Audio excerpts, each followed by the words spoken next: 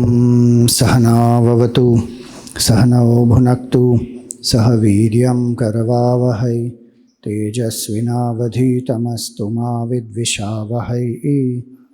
ओम शांति शांति शांति। ओम सदाशिवसमारंभां शंकराचार्यमध्यमाम् अस्मदाचार्यपर्यन्तां वन्दे गुरुपरम्पराम्। श्रुतिस्मृतिपुराणानाम् आलयं करुणालयं नमामि भगवत्पादं शङ्करं लोकशङ्करं।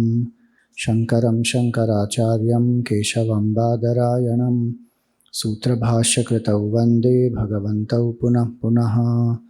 समस्तजनकल्याणे निरतं करुणामयं नमामि चिन्मयं देवं सद्गुरुं ब्रह्मविद्वरम्। हरिओम, सभी को प्रणाम। काशी में शंकराचार्य जी वार्तालाप करते हैं, डिबेट्स होती है।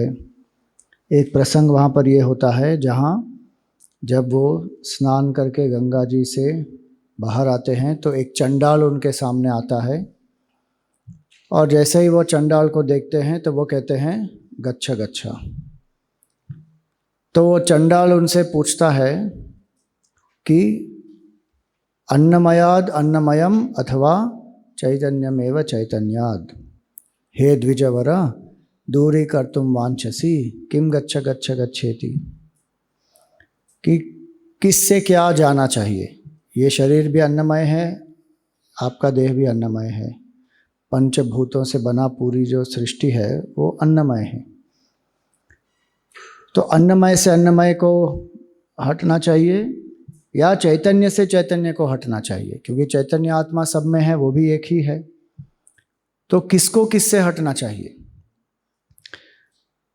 ये जब वो पूछते हैं तब शंकराचार्य जी को ये आभास होता है कि ये जो है ये कोई साधारण व्यक्ति नहीं है, ये जो आए हैं सामने वो साक्षात शिवजी स्वयं है।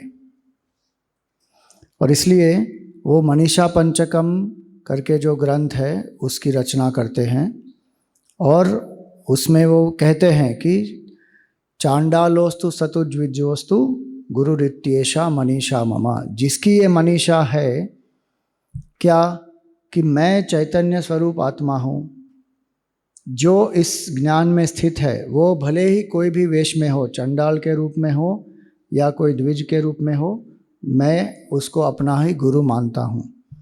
जागृत स्वप्न सुषुप्तिषु स्फुटतरा या संविद उजृंभते। जो जागृत स्वप्न सुषुप्ति में जो हर समय विकार रहित जो चैतन्य आत्मा है, वो जो एक पिपीलिका या ब्रह्मादि पिपीलिकांत तनुषु, एक पिपीलिका एक चींटी से लेकर ब्रह्मा जी तक जो चैतन्य एक आत्मा है। शरीर सबके अलग अलग हैं लेकिन आत्मा जो है वो सबकी एक है। उस आत्मा को जो जानता है प्रोता जगत साक्षिणी, और केवल उस आत्मा को जानता नहीं, सैवाहम, कि मैं वो आत्मा हूँ, मैं ये शरीर मन बुद्धि नहीं हूँ। न च दृश्य वस्तु इति प्रज्ञापि यस्यास्ति चेत। जिसकी ये दृढ़ प्रज्ञा है कि मैं ये आत्मा हूँ, वो कोई भी वेश में हो वो मेरा गुरु है। तो ये देखते हैं हम, ऐसे जो प्रसंग आते हैं जो वर्ण व्यवस्था के बारे में लोग कहते हैं, शंकराचार्य जी ने यहाँ चंडाल को भी क्या कहा, अपना गुरु। क्योंकि वर्ण जो है वो मन से होता है, वो बाह्य रूप से नहीं होता। वर्ण का अर्थ ही होता है रंग। तो जो तीन गुणों से परे है, जिसका ज्ञान व्यक्ति को है कि मैं आत्मा हूँ, वो भले ही कोई भी वेश में हो। इसलिए ये बहुत एक महत्वपूर्ण प्रसंग होता है उनके जीवन में। मनीषा पंचकम की रचना होती है। उस मनीषा पंचकम में केवल 5 श्लोक हैं, लेकिन हर एक श्लोक एक फलश्रुति है और 4 श्लोक जो हैं वो एक एक महावाक्य के बारे में है। छोटा सा ग्रंथ है लेकिन बहुत महत्वपूर्ण है।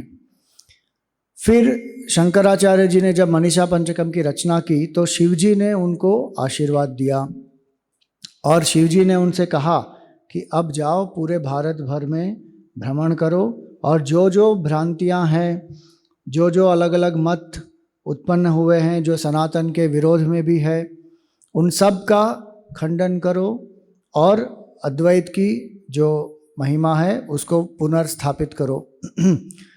और उनके ही आदेश पर अलग अलग जो उन्होंने भाष्य लिखे और वहाँ से शंकराचार्य जी बद्रीनाथ जाते हैं, बद्री आश्रम में जाते हैं। बद्रीनाथ में जो मूर्ति है भगवान विष्णु की, उसको नारद कुंड से प्राप्त करके फिर भगवान की मूर्ति की स्थापना भी शंकराचार्य जी करते हैं। हाँ हाँ, नारद कुंड इन अलकनंदा रिवर, हाँ, and re installed it in the Badrinath मंदिर। अब वहाँ पे स्थापना करने के बाद वहाँ रहते हैं कुछ समय और वहाँ पर प्रस्थानत्रय पर भाष्य लिखते हैं। प्रस्थानत्रय क्या है? श्रुति प्रमाण है हमारे उपनिषद, स्मृति प्रमाण है भगवद गीता और न्याय प्रमाण है ब्रह्म सूत्र। इन तीनों पर व्याख्या की है शंकराचार्य जी ने। और केवल जो तीन मुख्य आचार्य हुए अलग अलग वेदांत के, द्वैत वेदांत, विशिष्ट अद्वैत वेदांत, अद्वैत वेदांत के, द्वैत वेदांत के आचार्य हुए माधवाचार्य जी, विशिष्ट अद्वैत के आचार्य हुए रामानुजाचार्य जी और अद्वैत वेदांत के शंकराचार्य जी। इन तीनों में भी अगर किसी ने 11 उपनिषदों पर, पूरे ब्रह्म सूत्र पर और भगवद गीता पर भाष्य लिखा है तो वो केवल शंकराचार्य जी ही हैं। और इसलिए वहाँ पे उन्होंने लिखा, ये भाष्य लिखा, और आज भी हम उस भाष्य के आधार पर ही पूरे ग्रंथ को समझते हैं।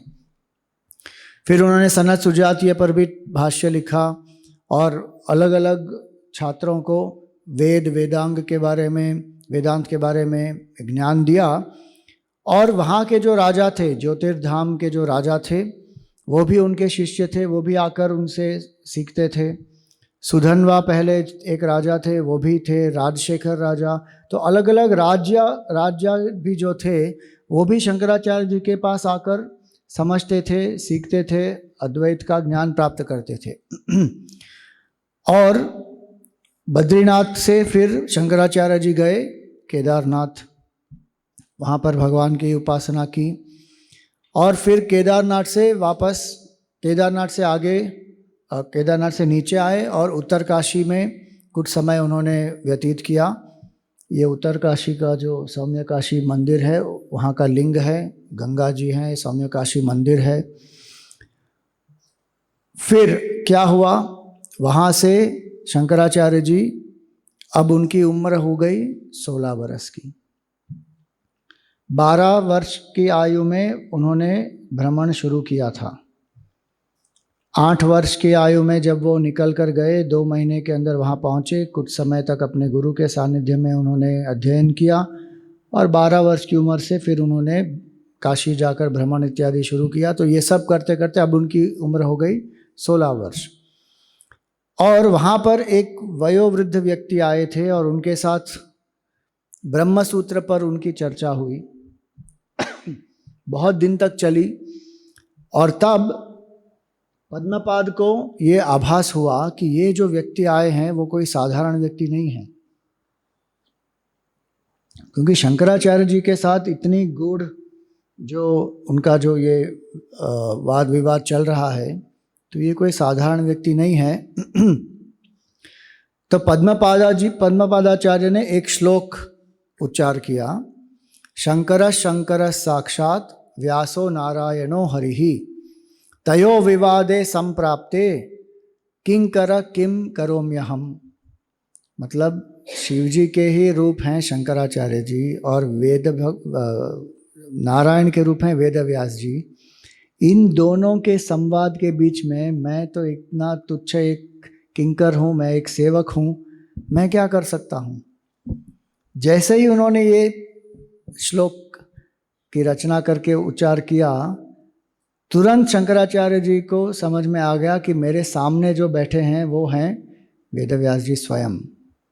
तो उन्होंने उसी समय दंडवत प्रणाम किया और वेदव्यास जी बहुत प्रसन्न हुए कि जो उन्होंने भाष्य लिखा ब्रह्म सूत्र के ऊपर, वेदव्यास जी उनकी परीक्षा के लिए आए थे। और जब ये डिबेट हो रही थी तो उनको समझ में आ गया कि ये जो इन्होंने लिखा है बहुत ही सुंदर लिखा है और इसको ज़्यादा से ज़्यादा लोगों तक पहुंचना चाहिए। इसीलिए उनकी आयु को 16 वर्ष और उन्होंने बढ़ा दिया। उनकी आयु निर्धारित थी केवल 16 वर्ष की, तो ये उनका आखिरी साल होना चाहिए था, लेकिन इस ज्ञान को ज़्यादा से ज़्यादा लोगों तक पहुंचाने के लिए 16 वर्ष और उन्होंने शंकराचार्य जी की आयु का वर्धन किया। अब वहाँ से शंकराचार्य जी आगे बढ़ते हैं और यमुना नदी के किनारे आते हैं। शंकराचार्य जी अलग अलग तीर्थ क्षेत्रों में भी जाते हैं, कुरुक्षेत्र में, इंद्रप्रस्थ, वृंदावन, मथुरा इत्यादि जाते हैं वहाँ पर। और फिर वे प्रयागराज पहुँचते हैं और वहाँ पर वो देखते हैं कि कुमरिल भट्ट है, जो पूर्व मीमांसा के एक बहुत बड़े विद्वान थे। और कुमरिल भट्ट जो हैं वो बौद्धों का जो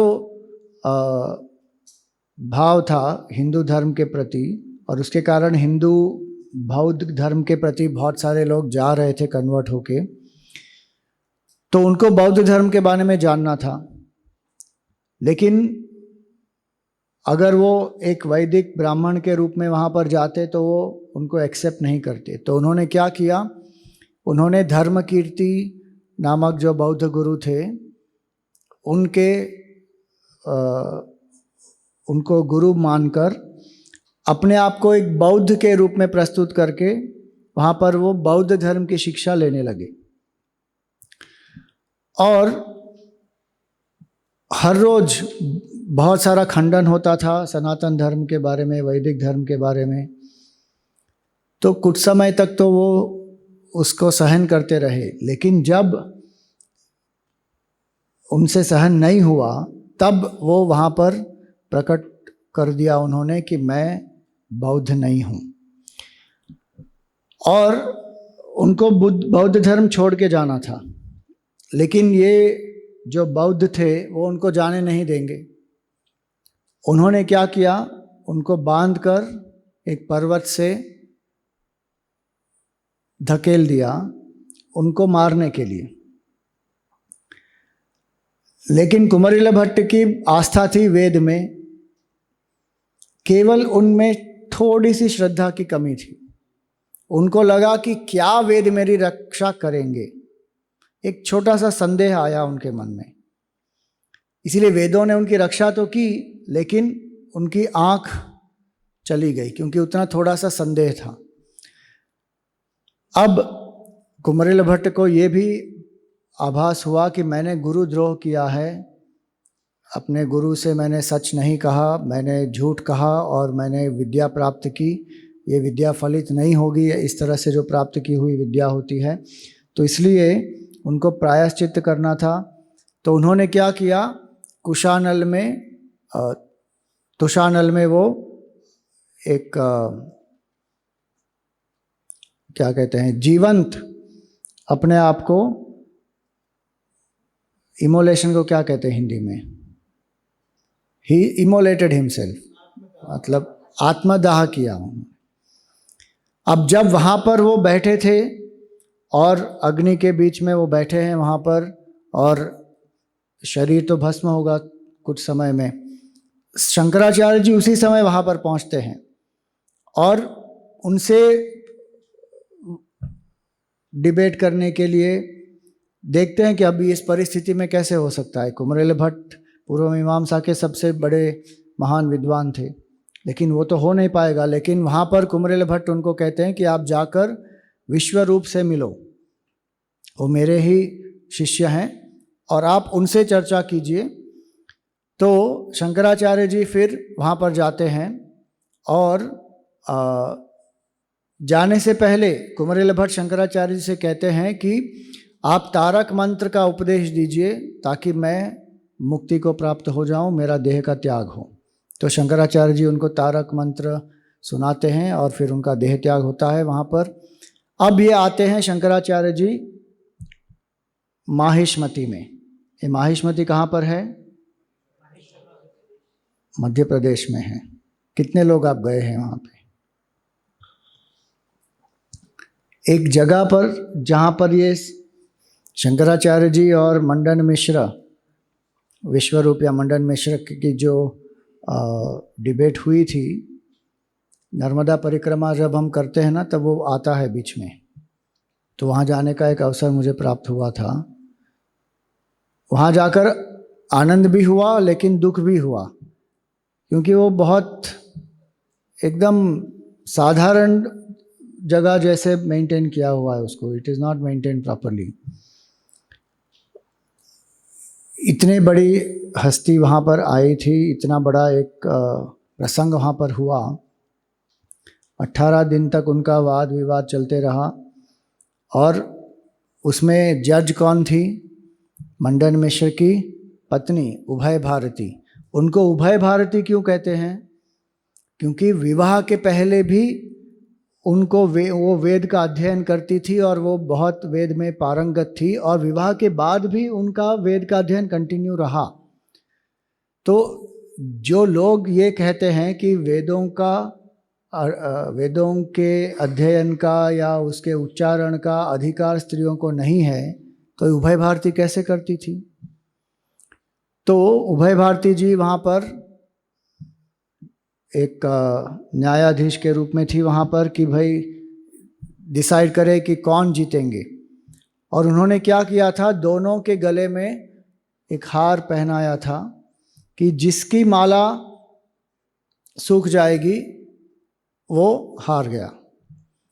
18 दिन तक जब ये चला, पूर्व मीमांसा और अद्वैत वेदांत, इसके बीच का जो विवाद है, ऐसा कहा जाता है कि मंडन मिश्र वेद के इतने कर्मकांड के इतने बड़े विद्वान थे कि उनके घर में जो तोता है वो भी वेद मंत्रों का उच्चार करता था। शंकराचार्य जी ने जब पूछा लोगों को कि कहाँ पर मिलेंगे मंडन मिश्र, तब लोगों ने यही परिचय दिया था कि जिनके घर के तोते भी वेद मंत्रों का उच्चार करते हैं वो घर मंडन मिश्र का है। और जो पूर्व मीमांसा के अनुयायी होते हैं उनका भाव भी यही होता है कि वेदों के मंत्रों का प्रयोजन क्या है, या तो कर्म में उसका प्रयोजन होना चाहिए या केवल वो चैंटिंग के लिए है बस।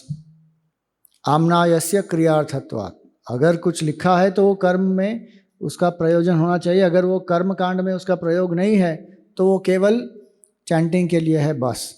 तो उपनिषदों को वो मानते नहीं, इसलिए जब वेदों का भी उच्चार करते हैं तोते वहाँ पर, तो शंकराचार्य जी वहाँ पहुँचे, 18 दिन का उनका संवाद हुआ, और आखिरी में क्या हुआ, मंडन मिश्र हार गए।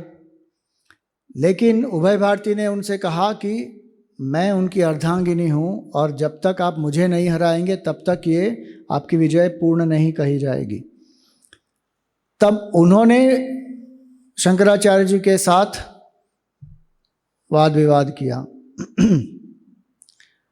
अब उसमें आप देखो, वहाँ पर भी जब शंकराचार्य जी को उभय भारती ने कहा कि मुझे आपके साथ विवाद करना है, तब शंकराचार्य जी ने ये नहीं कहा कि आप तो स्त्री हैं, आपसे हम विवाद कैसे करेंगे। ये धारणाएं जो आई हुई हैं सनातन धर्म में कि स्त्रियों को अधिकार नहीं है, स्त्रियां वेद का पाठ नहीं कर सकती, अध्ययन नहीं कर सकती, ये पतन के कारण हुआ है, और इसके कारण भी हमारा पतन हुआ है। तो वहाँ पर जब शंकराचार्य जी ने शुरू किया तो एक मोड़ ऐसा आया जहाँ पर उन्होंने प्रेम के बारे में पूछा और भोग के बारे में पूछा। तब शंकराचार्य जी ने कहा कि मैं तो बाल ब्रह्मचारी हूँ, मुझे वैवाहिक भोग के बारे में पता नहीं है।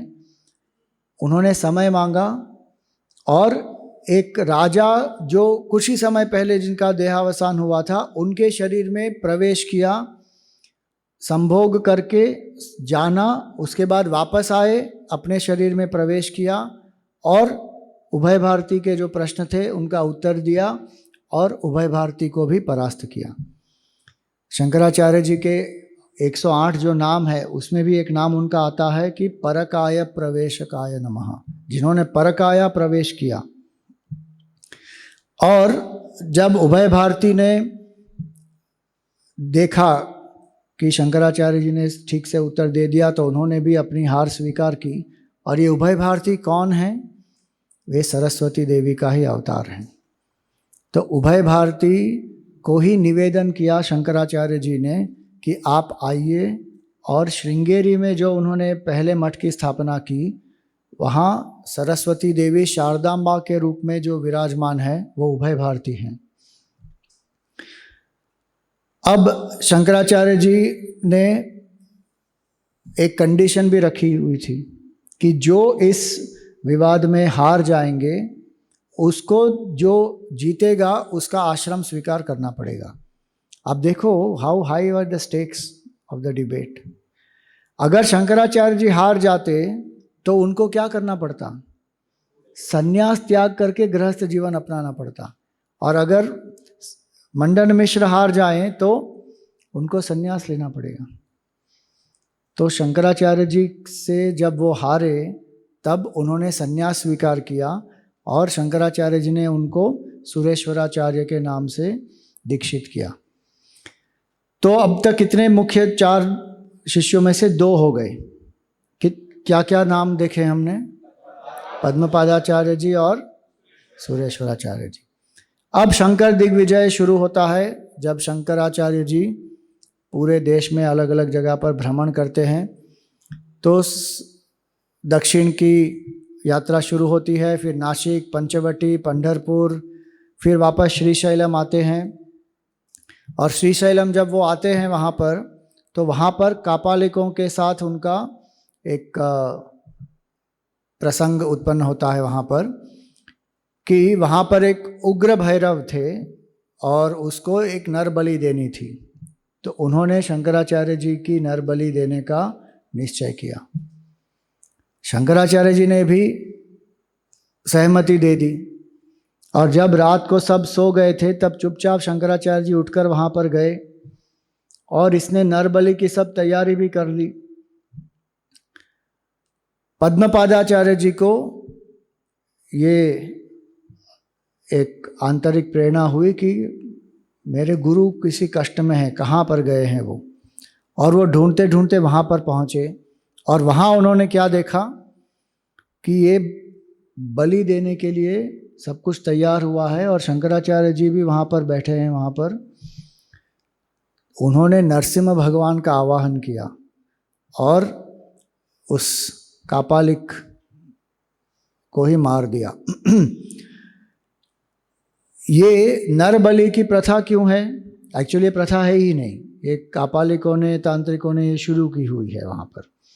और जो देवता होते हैं, कुछ ऐसे देवता भी होते हैं जिसको हम भगवान नहीं कहते, जो दे आर लोअर पावर्स, उनको मांस की इत्यादि बलि दी जाती है। बलि शब्द का अर्थ होता है देना।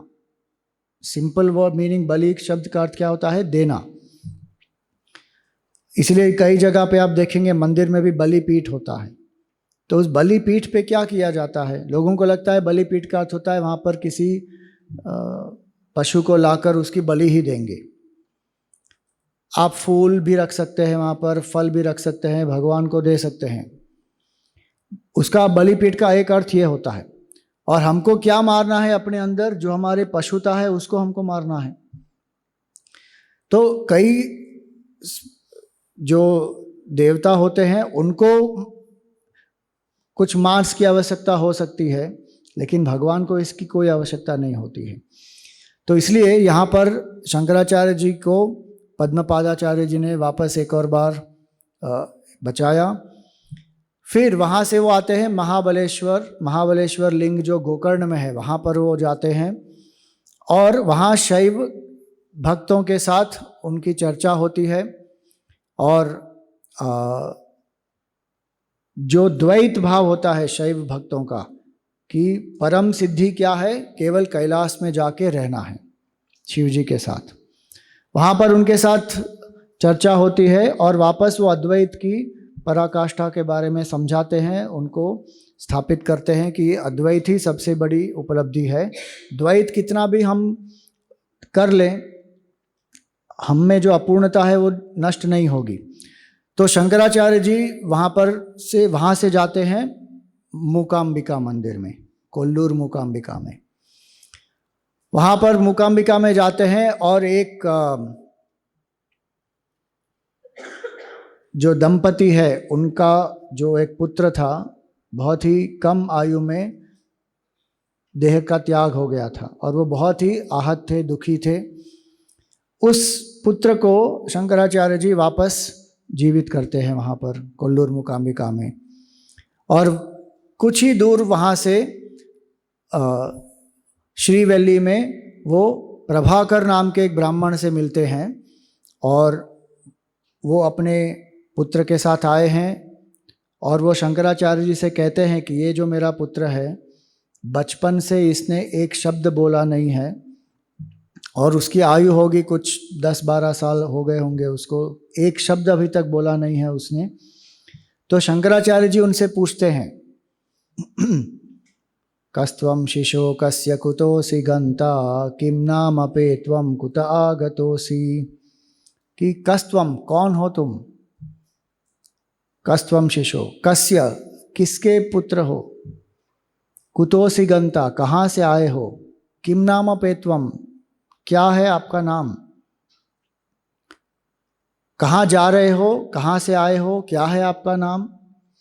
एतन्मयोक्तम मदचार्भकत्वम मत प्रीतये प्रीति विवर्धनोसी।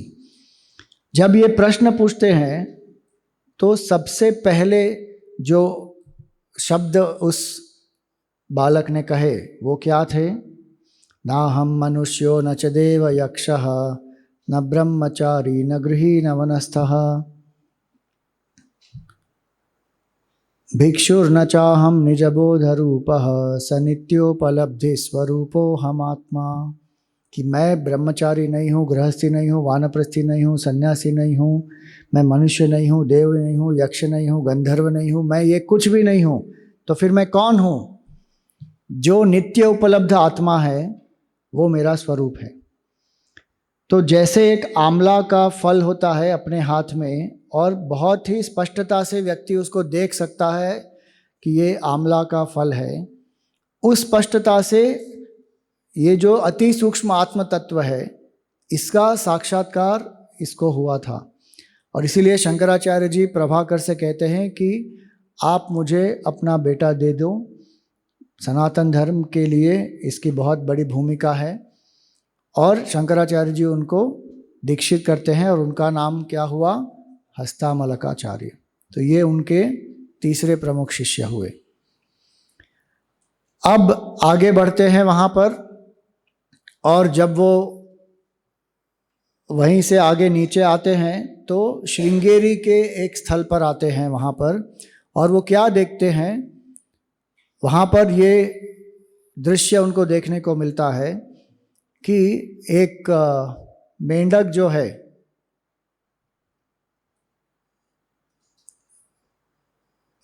फेमिनिन फॉर्म में मेंढक को क्या कहते हैं, मेंढकी, वो गर्भवती थी और उस गर्भवती मेंढकी को एक नाग जो है वो उसकी रक्षा कर रहा था। तो वहाँ पर जब उन्होंने ये देखा तो उनको बहुत आश्चर्य हुआ, क्योंकि सर्प जो है वो तो मेंढक को खा लेगा, लेकिन यहाँ पर तो एकदम परस्पर प्रेम से जी रहे हैं। तब उनको ये दृश्य उन्होंने कहाँ देखा था, जब वो ओमकारेश्वर जा रहे थे ना, तब उन्होंने ये देखा था। उनको ये जगह मन में याद रह गई थी। तो वहाँ जाकर उन्होंने ये जो श्रृंगेरी मठ है उसकी स्थापना की। पहला मठ जो श्रृंगेरी मठ हुआ उसकी स्थापना शंकराचार्य जी ने की वहाँ पर। और वहाँ से फिर आगे बढ़े तो वहाँ पर शारदाम्बा की भी प्रतिष्ठा हुई। और आज अगर आप वहाँ पर जाएंगे तो वहाँ पर एक विद्याशंकर मंदिर भी है। ये विद्याशंकर मंदिर है वहाँ का, जो विद्यारण्य स्वामी के लिए विद्यारण्य स्वामी ने उनके गुरु के लिए बनाया हुआ है। तो वो ये पूरा मंदिर जो है वो श्री चक्र के रूप में है ऊपर से देखेंगे तो। और शंकराचार्य जी ने वहाँ पे श्री चक्र की स्थापना की, शारदाम्बा की मूर्ति के पहले श्री चक्र की स्थापना की, उसके बाद शारदाम्बा की मूर्ति की स्थापना की वहाँ पर। विवेक चूड़ामणि, शारदा स्तोत्रम, अपरक्षानुभूति, आत्मबोध इत्यादि सभी जो रचनाएं हैं वो शंकराचार्य जी ने वहाँ श्रृंगेरी में की थी। शंकराचार्य जी एक बहुत बड़े उपासक भी थे और शिव जी के अवतार तो थे ही। तो शंकराचार्य जी वहाँ पर शारदा माता की प्रतिष्ठा करते हैं, उनकी उपासना भी करते हैं। और ये उपासना का प्रयोजन क्या है कि शंकराचार्य जी सबको ये बताते हैं कि किस तरह मन को एकाग्र करने के लिए, मन को शुद्ध करने के लिए ईश्वर की उपासना करना बहुत आवश्यक है। और आप देखिए अलग अलग मठों में जो उन्होंने अलग अलग स्थापनाएं की हैं, और हर एक मठ को एक वेद का उसका उत्तरदायित्व दिया है कि इस वेद का आपको प्रचार प्रसार करना है, अध्ययन करना है, अध्यापन करना है। तो ऋग्वेद जगन्नाथपुरी के मठ में, फिर यजुर्वेद श्रृंगेरी मठ में, फिर सामवेद द्वारका मठ में, और अथर्ववेद ज्योतिर्मठ में। चारों वेदों को अलग अलग जगह पर उन्होंने उसके प्रचार प्रसार के लिए व्यवस्थाएं भी की। उपासना पद्धतियां भी बहुत सारी उन्होंने स्थापित की, किस तरह पूजा करनी चाहिए, उसमें क्या वर्जित है, क्या नहीं वर्जित है, क्या उसकी मेथड्स होती है। तंत्र का एक अर्थ होता है पूजा पद्धति। लोग आज तंत्र को कुछ और ही मान के बैठे हुए हैं। तंत्र का एक अर्थ होता है पूजा की पद्धति। तो शंकराचार्य जी ने अलग अलग पूजा की पद्धतियों के बारे में भी बताया, तांत्रिकों को भी ज्ञान दिया। फिर वहाँ से वो गए तिरुपति, और वहाँ पर उन्होंने श्री यंत्र की स्थापना भी की। अब उनके चौथे जो शिष्य थे वो हैं तोटकाचार्य जी, जो गिरी नाम से उनकी सेवा करते थे, लेकिन बहुत ही उनका भाव था अपने गुरु के प्रति, गुरु निष्ठा थी, और बहुत ही श्रद्धा से वो अपने गुरु की सेवा करते थे। जिज्ञासु भी थे, लेकिन संस्कृत इत्यादि में इतने पारंगत नहीं थे जितने सुरेश्वराचार्य जी और बाकी अन्य थे। तो कभी कभी इनको लगता था कि ये तो केवल एक सेवक है। तो एक दिन जब शंकराचार्य जी ने शिक्षा प्रारंभ नहीं की, तो शिष्यों ने पूछा कि आप ये विलंब क्यों हो रहा है। तो उन्होंने कहा कि मैं गिरी के लिए रुका हूँ।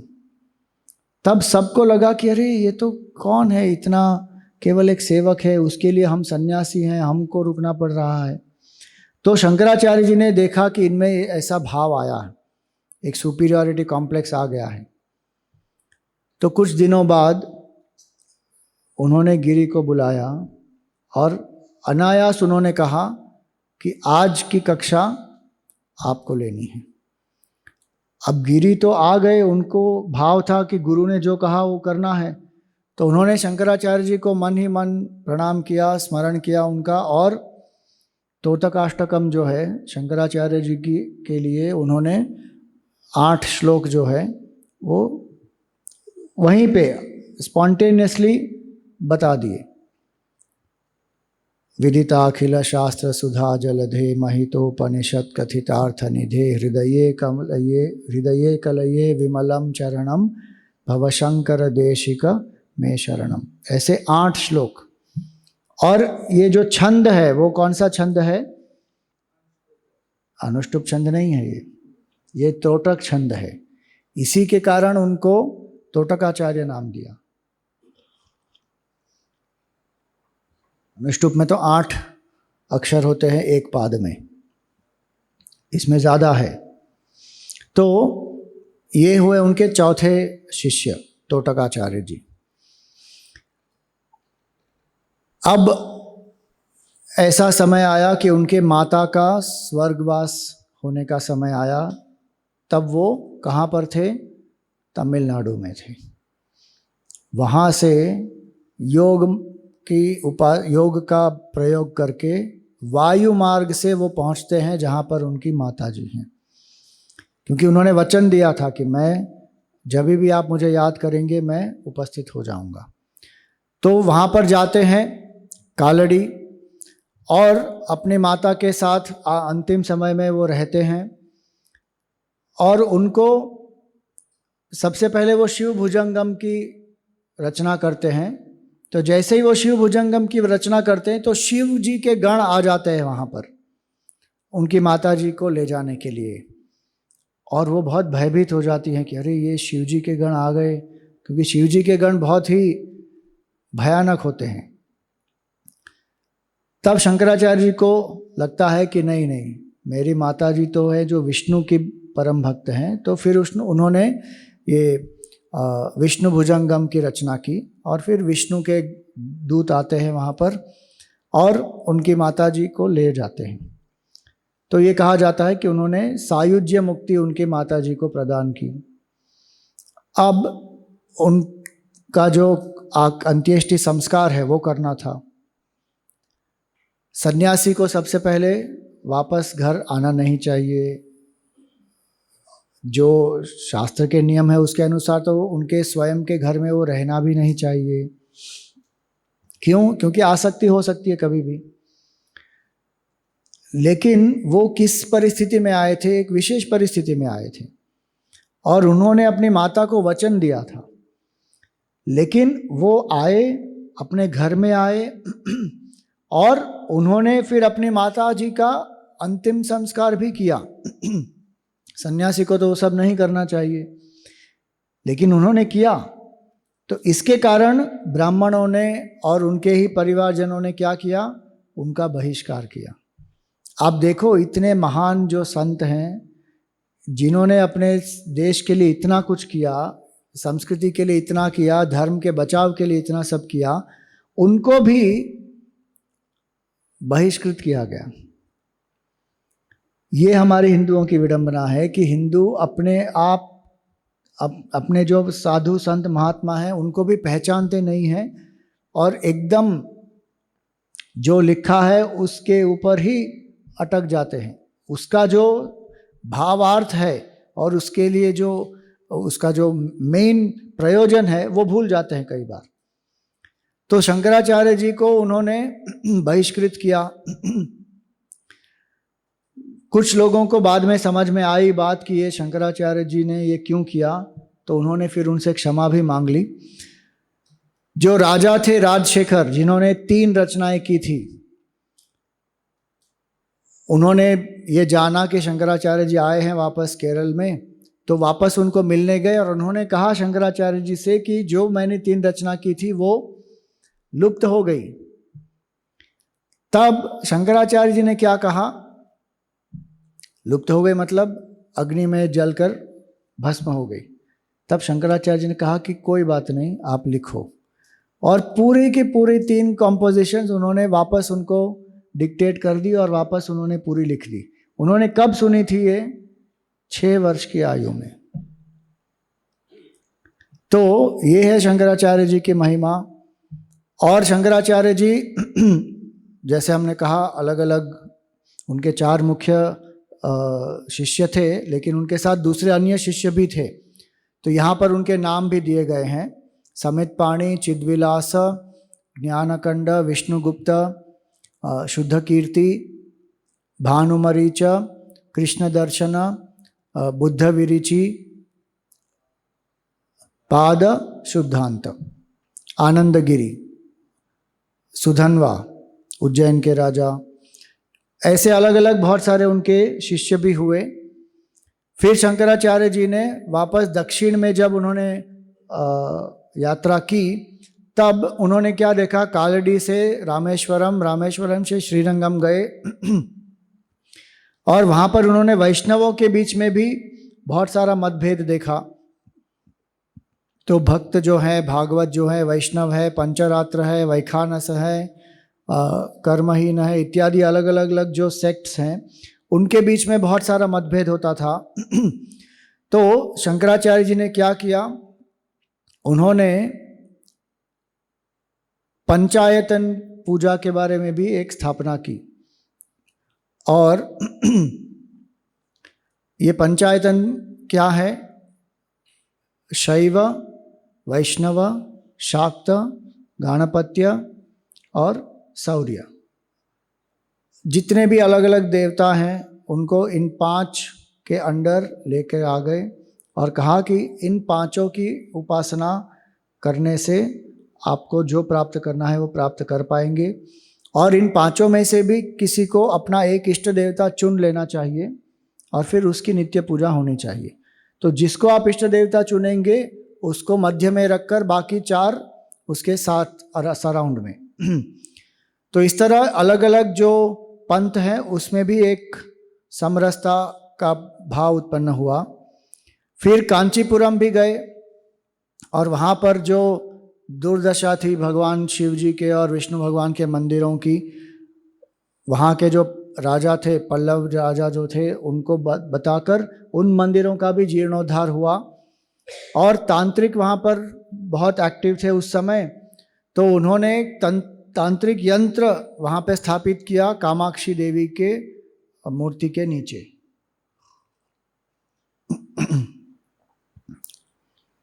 और फिर एक मंदिर स्थापना करने के लिए उन्होंने राजा को भी आदेश दिया।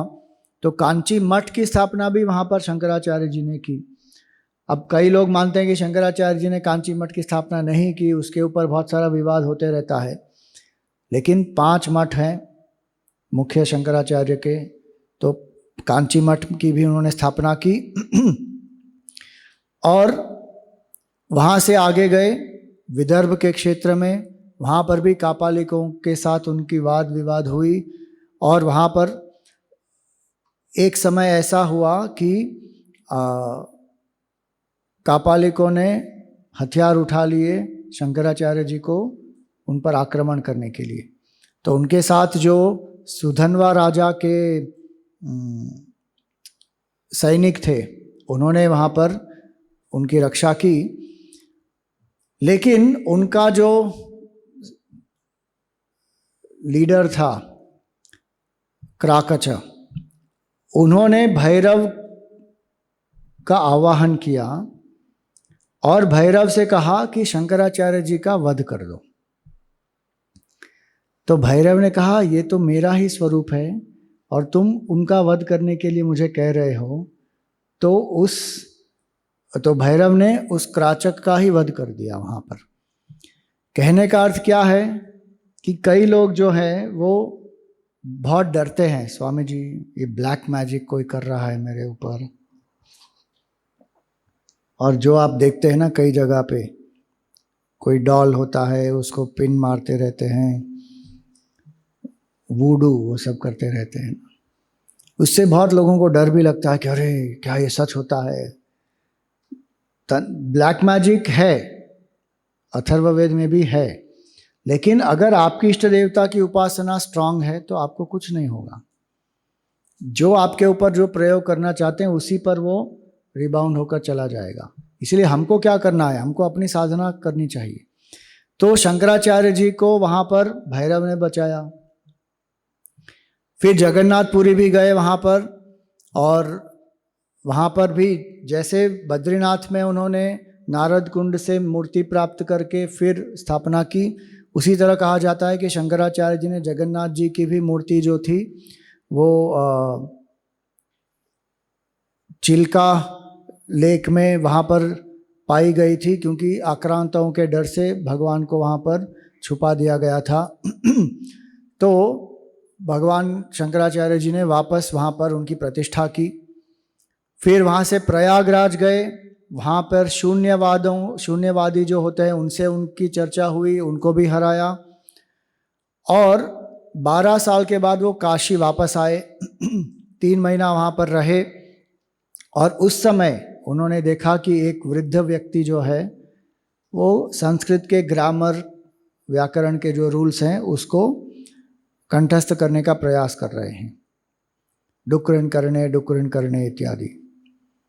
तब उनको देखकर शंकराचार्य जी ने भज गोविंदम की रचना की। भज गोविंदम गोविंदम भज मूढ़मते, कि गोविंद का भजन करो हे मूढ़, संप्राप्ते सन्निहिते काले, जब मृत्यु का समय पास आएगा तब नहीं रक्षति डुक्करिन करने, ये नियम जो है व्याकरण के वो आपकी रक्षा नहीं करेंगे। उसका अर्थ क्या हुआ? कई लोग ये लाइन कोट करते हैं कि नहीं संस्कृत ग्रामर नहीं सीखना चाहिए, क्यों? नहीं रक्षति डुक्करिन करने। इसका अर्थ ये नहीं होता, इसका अर्थ ये होता है कि हमारे जीवन में मुख्य क्या है, आवश्यक क्या है और किस अवस्था में किस चीज़ को प्रायोरिटी देनी चाहिए।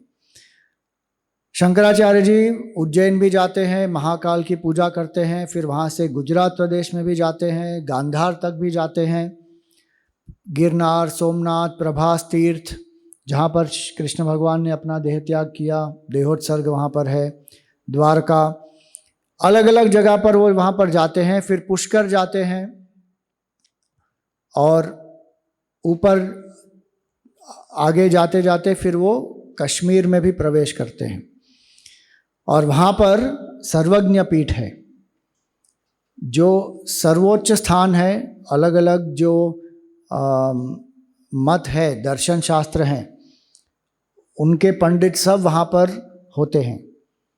आज आप देखिए हमारी क्या दुर्दशा है, लोग ये कहते हैं कि कश्मीर हमें भारत का भाग पहले से था ही नहीं, लेकिन कश्मीर शैविज़म पूरा वहाँ से शुरू हुआ है, सर्वज्ञ पीठ वहाँ पर था, आज वो पीओके में है। तो ये सर्वज्ञ पीठ पर चढ़ने के लिए, वहाँ पर विराजमान होने के लिए आपको अलग अलग दार्शनिकों से वाद विवाद करके उनको परास्त करना होता है। तो वहाँ पर 4 द्वार हैं। तो ये कहा जाता है कि जो दक्षिण द्वार था वहाँ पर उन्होंने नैयायिकाओं और वैशेषिकों को परास्त किया। फिर दूसरे द्वार पर उन्होंने सांख्यों को और योग सूत्र वालों को परास्त किया। फिर तीसरे में उन्होंने जैन और बौद्धों को परास्त किया और आखिरी द्वार में उन्होंने पूर्व मीमांसकों को परास्त किया और सर्वज्ञ पीठ पर उनकी प्रतिष्ठा हुई। बहुत ही दुर्लभ है ये कि कोई सर्वज्ञ पीठ पर विराजमान होता है।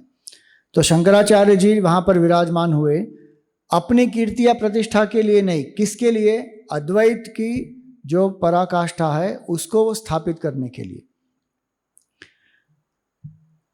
ये है दुर्दशा, ये आज का है सर्वज्ञ पीठ पीओके में।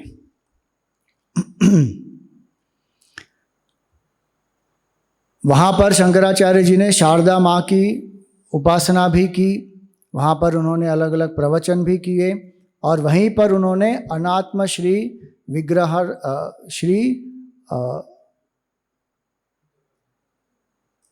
अनात्मा श्री विग्रहणम, इस ग्रंथ की रचना भी वहीं पर उन्होंने की।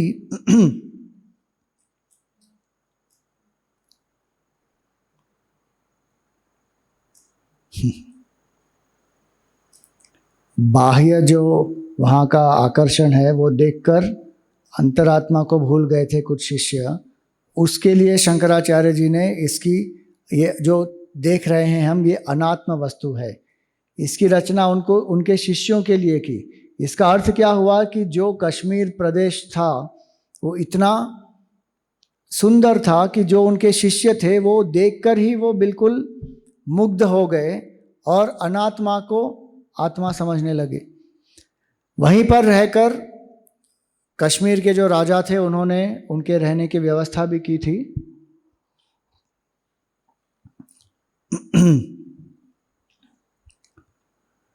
लेकिन शंकराचार्य जी ने क्या किया, एक शिव मंदिर में वहाँ पर जाकर वो रहे।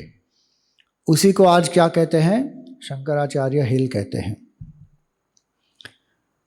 वहाँ पर पास में भवानी माता का भी एक मंदिर है और शंकराचार्य जी ने वहाँ पर माता की भी पूजा की और वहीं पर उन्होंने सौंदर्य लहरी की रचना की।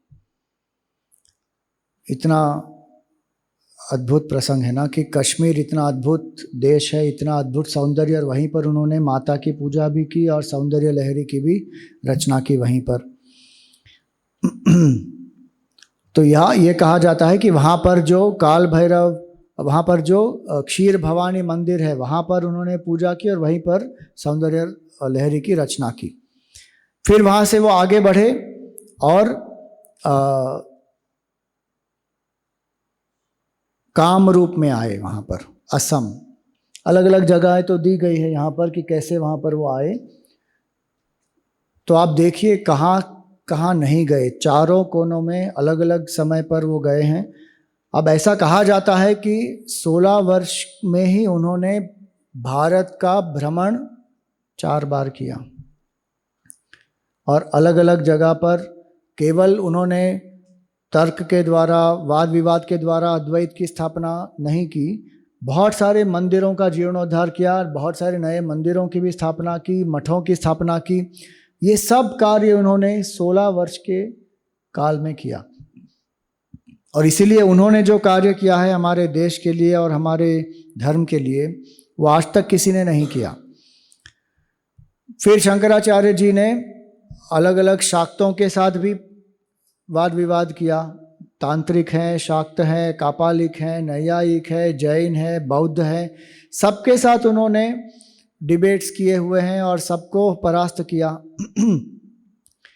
वहाँ पर उनके जो लीडर थे शाक्तों के, अभिनव गुप्ता करके, उन्होंने शंकराचार्य जी पर एक ईविल स्पेल को क्या कहेंगे, एक दुष्ट श्राप, नहीं, स्पेल को क्या कहते हैं, मैजिक, जादू, ठीक है, उसका एक शब्द कुछ और है, याद आएगा। तो ही cast a bad spell on Shankaracharya ji, और उससे क्या होता है, रोग होता है एक्चुअली। लेकिन वापस पद्मपादाचार्य जी ने क्या किया, नरसिम्हा भगवान, वो नरसिम्हा के उपासक हैं एक्चुअली पद्मपादाचार्य, उन्होंने नरसिम्हा भगवान का आवाहन किया और वो जो स्पेल था वो शंकराचार्य जी से छूटकर अभिनव गुप्त के ऊपर ही लग गया और अभिनव गुप्त की वहां पर मृत्यु भी हो गई। अब शाक्तों को भी लगा कि ये जो हुआ ठीक नहीं हुआ, उनको भी पश्चाताप हुआ, उन्होंने शंकराचार्य जी से माफ़ी मांगी और वहाँ पर शंकराचार्य जी ने प्रपंच सार का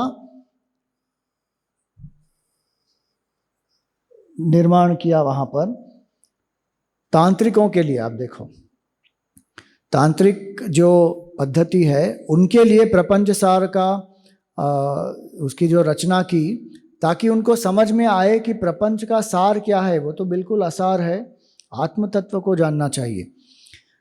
और अलग अलग जो तांत्रिक राइट्स हैं वो कैसे की जानी चाहिए और उसमें क्या भाव होना चाहिए। तो हमको जो लगता है ना कि केवल अद्वैत के लिए शंकराचार्य जी ने ये सब किया, लेकिन बहुत कुछ उन्होंने किया, अलग अलग मार्गों को शुद्ध किया उन्होंने। फिर एक बहुत सुंदर प्रसंग आता है कि एक शाम को जब शंकराचार्य जी एक जगह पर गंगा के किनारे बैठे थे, तो एक सन्यासी उनके सामने आते हैं, एकदम ओजस्वी तेजस्वी सन्यासी उनके सामने आते हैं। लेकिन शंकराचार्य जी पहचान जाते हैं कि ये कोई साधारण सन्यासी नहीं है, ये कौन है, ये मेरे परम गुरु हैं। गौड़पादाचार्य जी वहाँ पर आते हैं और शंकराचार्य जी उनको प्रणाम करते हैं, बाकी शिष्य भी उनको प्रणाम करते हैं। और वो क्यों आए थे वहाँ पर, उनको बधाई देने के लिए कि आपने जो आपका ध्येय था अवतार लेने का वो पूर्ण हो रहा है, बहुत सुंदरता से आपने उसको समाप्त किया है, अब वापस जाने का समय आ गया है। वहाँ से शंकराचार्य जी, आप देखिए शंकराचार्य जी को कौन कौन नहीं मिले। गोविंद भगवत पाद जी, उनकी उम्र थी 1000 साल, तो गौड़पादाचार्य जी की उम्र कितनी होगी आप वो सोचो। वेद व्यास जी जो चिरंजीवी हैं उनसे भी उनकी भेंट हुई। तो वहाँ से जाते हैं वो पशुपतिनाथ नेपाल में, और पशुपतिनाथ मंदिर का भी जीर्णोद्धार करते हैं वहाँ पर। क्यों? क्योंकि वहाँ पर भी बौद्धों के कारण नष्ट हो गया था वो मंदिर, और फिर वहाँ पर भी पूजा पद्धति में वो जो भी बदलाव लाना है वो सब लेकर आते हैं। वहाँ पर राजा को भी कुछ आदेश देते हैं। और वहाँ के राजा जो उन्होंने अपने पुत्र का नाम क्या रखा? शंकर देव, शंकराचार्य जी की स्मृति में। फिर शंकराचार्य जी जाते हैं कैलाश, और कैलाश में उनको शिव जी का लिंग प्राप्त होता है, चंद्रमौलीश्वर लिंग। आज भी अगर आप श्रृंगेरी में जाएंगे तो वहाँ पर जो लिंग है, स्फटिक लिंग है, चंद्रमौलीश्वर लिंग। शंकराचार्य जी अभी जो हैं वहाँ पर वर्तमान में विधुशेखर भारती जी और महासन्निधानम जो हैं वो उनकी पूजा करते हैं हर रोज। और जब वो भ्रमण पर होते हैं तो वो लिंग को साथ लेकर चलते हैं। तो वो लिंग जो शिव जी ने दिया था शंकराचार्य जी को, वो लिंग आज भी वहाँ पर प्राप्त है। उनकी उसकी नित्य पूजा होती है। शिव जी का दर्शन हुआ, उनको लिंग प्राप्त हुआ। फिर वहाँ से वो बद्रीनाथ जाते हैं। और उन्होंने क्या किया था, बद्रीनाथ में जब उन्होंने मंदिर में मूर्ति की स्थापना की तो वहाँ पर उन्होंने जो पूजा करने के लिए जो पुजारी की नियुक्ति की, वो कहाँ से है? वो पुजारी केरल से। केरल से पुजारी बद्रीनाथ में पूजा करते हैं। रावल जी जो हैं आज भी उनकी वही सिस्टम चलती है। आप देखिए उसको एक्सेप्ट करने के लिए कितना ओपन माइंडेडनेस होना चाहिए वहाँ के लोगों को। शंकराचार्य जी में उनकी कितनी आस्था और श्रद्धा होनी चाहिए। अलग अलग मठों में भी जब शंकराचार्य जी ने लोगों की नियुक्ति की, शंकराचार्यों की नियुक्ति की, तो उसी एरिया के शंकराचार्य को वहाँ पे नियुक्त नहीं किया। तो ऐसे बहुत सारी चीज़ें जो उन्होंने की, that is to bring a national integration. और आखिरी में उन्होंने केदारनाथ में साधना पंचकम, अपने शिष्यों को साधना पंचकम नामक जो ग्रंथ है वो उनकी आखिरी कृति है। 5 श्लोकों में 40 इंस्ट्रक्शंस उन्होंने दिए, शुरुआत से लेकर अंत तक। एक व्यक्ति को साधना क्या करनी चाहिए और किस तरह अद्वैत की अनुभूति हो सकती है, वो बहुत सुलभता से उन्होंने साधना पंचकम में बता दिया। और उसके बाद वो चुपचाप केदारनाथ में पीछे जो पर्वत है वहाँ पर चले गए। उनकी कोई समाधि नहीं है। इतना महान कार्य करने के बाद उनको कोई फेयरवेल की आवश्यकता नहीं थी। कुछ जो उनके पास जो शिष्य थे उन्होंने प्रणाम किया और शंकराचार्य जी चुपचाप पीछे केदारनाथ के पीछे पहाड़ों में एकदम चुपचाप चले गए बस। तो ये है शंकराचार्य जी का जीवन, ये उनके 4 मुख्य शिष्य। और शंकराचार्य जी ने जो कार्य किया, आज हम देखते हैं कि ये एक मूर्ति है वहाँ पर बनाई हुई केदारनाथ मंदिर के पीछे ही एकदम। इसको समाधि स्थल नहीं मानना चाहिए, लेकिन ये बहुत आवश्यक है वहाँ पर, क्योंकि कई लोगों को पता भी नहीं है कि शंकराचार्य जी यहीं से अपने धाम वापस चले गए थे। बोलो आदि शंकराचार्य भगवान की जय। 2 मिनट के लिए हम जय जय शंकर हर हर शंकर, एक ऑडियो प्ले होगा यहाँ पर, उसका गान साथ में करेंगे और फिर हम पूर्णमदा करेंगे। जय शंकर हर हर शंकर, जय जय शंकर हर हर शंकर, जय जय शंकर हर हर शंकर, जय जय शंकर हर हर शंकर, जय जय शंकर हर हर शंकर, जय जय शंकर हर हर शंकर, हर हर शंकर, जय जय शंकर हर हर शंकर, जय जय शंकर, जय जय शंकर हर हर शंकर, जय जय शंकर हर हर शंकर, हर हर शंकर, जय जय शंकर हर हर शंकर, जय जय शंकर, जय जय शंकर हर हर शंकर, जय जय शंकर हर हर शंकर, हर हर शंकर, हर हर शंकर, शंकर हर हर शंकर हर हर शंकर जय जय शंकर हर हर शंकर जय जय शंकर हर हर शंकर जय जय शंकर हर हर शंकर जय जय शंकर हर हर शंकर जय जय शंकर हर हर शंकर जय जय शंकर हर हर शंकर हर हर शंकर जय जय शंकर हर हर शंकर जय जय शंकर जय जय शंकर हर हर शंकर जय जय शंकर हर हर शंकर हर हर शंकर जय जय शंकर हर हर शंकर जय जय शंकर जय जय शंकर हर हर शंकर जय जय शंकर हर हर शंकर हर हर शंकर हर हर शंकर हर हर शंकर हर हर शंकर जय जय शंकर हर हर शंकर जय जय शंकर हर हर शंकर जय जय शंकर हर हर शंकर जय जय शंकर हर हर शंकर जय जय शंकर हर हर शंकर जय जय शंकर हर हर शंकर हर हर शंकर जय जय शंकर हर हर शंकर जय जय शंकर जय जय शंकर हर हर शंकर जय जय शंकर हर हर शंकर हर हर शंकर जय जय शंकर हर हर शंकर जय जय शंकर जय जय शंकर। ओम पूर्णमद पूर्णमिदं पूर्णात् पूर्णमुदच्यते पूर्णस्य पूर्णमादाय पूर्णमेवावशिष्यते। ओम शांति शांति शांति। हरि ओम श्री गुरुभ्यो नमः। हरि ओम।